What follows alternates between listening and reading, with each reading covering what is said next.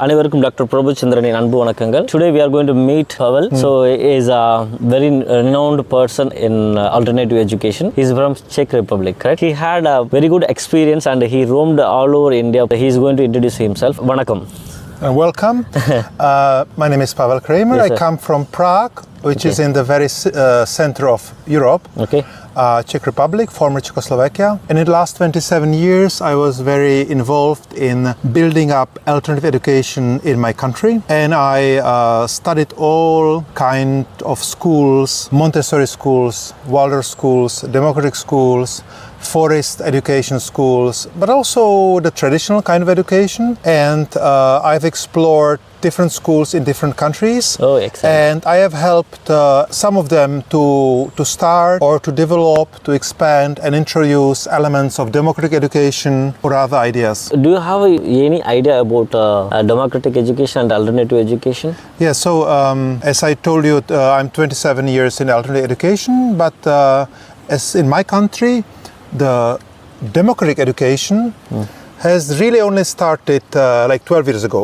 Oh, excellent. So 12 years ago in the Czech Republic, we had the first democratic school. And on this conference here in Belgium, there are representatives of this school, so you can meet them and speak with them. And I have worked a little bit in that first school. In the last 3 years, I have been coming to IDEC and UDEC conferences of democratic schools in different places in the world and meeting people from all over the globe. Excellent. So it was a very enriching experience. I recommend to anybody who has the possibility to come to the next IDEC or UDEC meeting. Okay.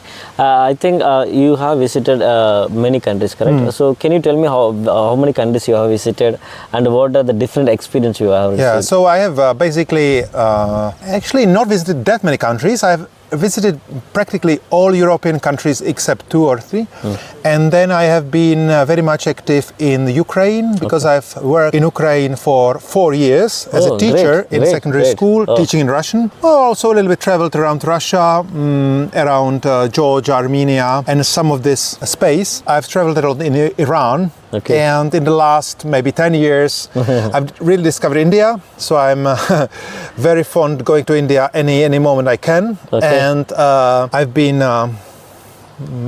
many times to India, and I have seen over 40 very interesting, mostly alternative schools in different parts of India. They were completely different and very inspiring for us Europeans. So I think India is a great inspiration. Oh, great. Thank you so much. Pavel sir has worked in India in different parts. He was a teacher there and he had a very good experience with Indians. Finally, I want to ask you only one question. What do you want to convey a message to the person, those who want to have alternative education as well break the regular education? Yeah, okay, so I think one advice is that it is a complicated thing.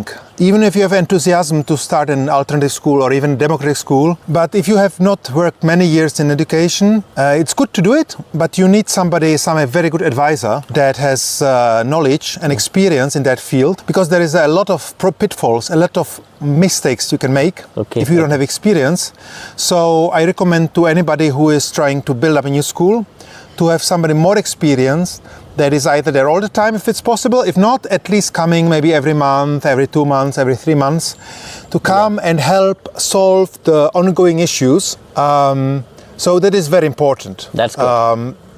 We have had alternative schools over 100 years, and there is a lot of experience we can build on. So you need somebody that has this experience. Unfortunately, you cannot use books so much because most of these people in alternate education, they are so busy teaching children, communicating, speaking with parents, they don't have time to write books. Write books and read books. Yeah, you would not really find many books which you can directly use for building up a school. Excellent. So you need like real people coming to your initiative and helping you. And maybe not only one person, maybe some other person also, because this one person can be a little bit biased his way. Maybe to have some other view also, invite somebody else to have some other point of view and not to be alone. Okay, yeah. And also It's good if you invite people from Europe like me, it's good. Yeah, But it sure. also needs somebody from India because Indian experience is very different. Yeah. So sometimes we Europeans, we don't understand some very important things about Indian society. So I needed many years to understand Indian society, and I'm still very much a beginner. Yes. Because there is no Indian society. There is Tamil society. There is, in Maharashtra, I was very much around Maharashtra in Pune and around Mumbai. Every part of India is different.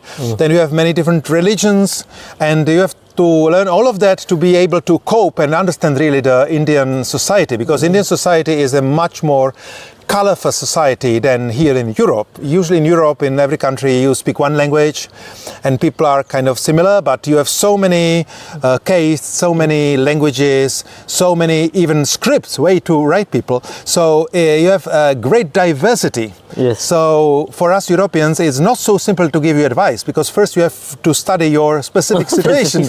It takes quite a lot of time. But it's very interesting for me. Thank you, sir. Thank you so much. And say some words to Indians and Tamilians. I want to say thank you to anybody who is involved in setting up new interesting schools in Tamil Nadu and around, and especially those that are not only setting up alternative schools for the rich and for the privileged, but also I know I have quite a few friends. They have started in Tamil Nadu schools also for the poor people who cannot afford to pay a tuition in a normal private schools, and these people have somehow found funds to pay for even children from the village. Yes. So what I think we have to learn, like we Europeans, we have to learn from your people in Tamil Nadu, is that how to build a school that really is fit for the surrounding, for this particular part of Tamil Nadu, this case, this village, and that it's really for the local people, not only for some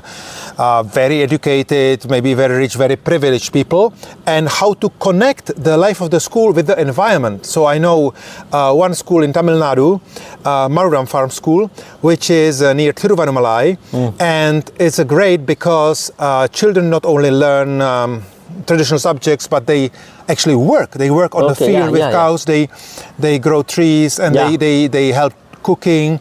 They do a lot of trips around to get to know local people in different parts of the environment. They do a lot of environmental projects because they are planting trees on the holy hill of Arunchala for the last maybe 15 years. So because of these pupils, because of these teachers, now there's a lot of trees there. Before it was completely bare. So like these kind of schools that are really connected to the environment and are not like some strange island disconnected from the environment. So that is the thing we Europeans, we have to learn from you. Thank you, sir. Thank you so much. Nandri. Nandri. Andri.